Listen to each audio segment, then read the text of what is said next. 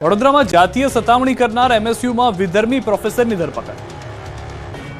સતત વિવાદોમાં રહેતી વડોદરાની એમએસ યુનિવર્સિટીનો લંપટ પ્રોફેસરની હવે કામલીલાનો પર્દાફાશ થયો। લંપટ પ્રોફેસરના રાજ ખુલ્યા છે। પીડિતાની મિત્રે લંપટ પ્રોફેસરના પાપનો પર્દાફાશ કર્યો। જાતીય સતામણી કરનાર પ્રોફેસરની પોલીસે ધરપકડ કરી। વડોદરાની એમએસ યુનિવર્સિટીમાં આર્ટ્સ ફેકલ્ટીના હિન્દી વિભાગમાં અભ્યાસ કરતી એક વિદ્યાર્થીનીએ પ્રોફેસર અઝર ઢીરીવાલા પર જાતીય સતામણીનો આરોપ લગાવતા ખળભળાટ મચી ગયો। વિદ્યાર્થીનીના આક્ષેપ પ્રમાણે સારા માર્ક સાથે પાસ કરવાની અને સારી નોકરી અપાવી દેવાની લાલચ આપીને એસોસિએટ પ્રોફેસર અઝર ઢેરીવાલાને તેનું જાતીય શોષણ કર્યું તેમજ વિદ્યાર્થીનીને મુસ્લિમ ધર્મ અપનાવી લેવા પણ આરોપી પ્રોફેસર દબાણ કરતો હોવાનું, અન્ય અભ્યાસના બહાને એકાંતમાં બોલાવીને શારીરિક અડપલા કરતા હોવાનું વિદ્યાર્થીનું કહેવું છે। આરોપી પ્રોફેસર વિદ્યાર્થીનીને અવારનવાર વોટ્સએપમાં મેસેજ કરી પરેશાન પણ કરતો। વિદ્યાર્થીનીએ રૂમમાં જવાની ના પાડતા કરિયર ખતમ કરી નાખવાની ચીમકી આપી હતી। વિદ્યાર્થીનીએ યુનિવર્સિટીના વિમેન્સ ગ્રીવિયન્સ એન્ડ કાઉન્સેલિંગ સેલમાં ફરિયાદ કરતા સેલે પ્રોફેસરની કેબિન સીલ કરીને તપાસ હાથ ધરી। ઉપરાંત વિદ્યાર્થીની આરોપી પ્રોફેસર સામે પોલીસ મથકે ફરિયાદ કરતા પોલીસે લંપટ પ્રોફેસરની ધરપકડ કરી।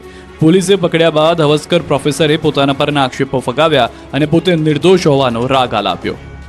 जो भी आरोप मेरे ऊपर लगाए जा रहे हैं वो बिल्कुल झूठे हैं और वक्त आने पर वो सारे के सारे आरोप बिल्कुल खारिज होंगे और मैं अपने को बेकसूर साबित करके रहूँगा। વડોદરાના શિનોરમાં ડીએપી ખાતરની ગુણમાંથી કાંકરા નીકળ્યા।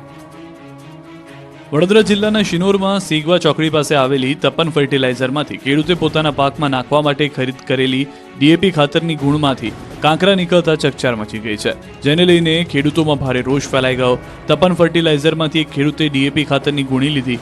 ખેડૂતને પોતાના ખેતરમાં કરેલા મકાઈના પાકમાં ડીએપી ખાતર નાખવાનું હતું, જેથી ખેડૂતે ખેતરમાં પહોંચી ડીએપી ખાતરની ગુણ ખોલતાની સાથે જ તેમાંથી કાંકરા નીકળ્યા। એક ગુણમાંથી 5 કિલો જેટલા કાંકરા નીકળ્યા। આ ઘટના બનતા દામનગરના ગામના ખેડૂતોએ એકત્ર થઈ તપન ફર્ટિલાઇઝરમાં રજૂઆત કરી। સાથે જ આ અંગે શિનોર મામલતદાર, ગ્રાહક સુરક્ષા કેન્દ્ર, કૃષિ વિભાગમાં, એગ્રીકલ્ચર વિભાગમાં ટેલિફોનિક રજૂઆત કરી।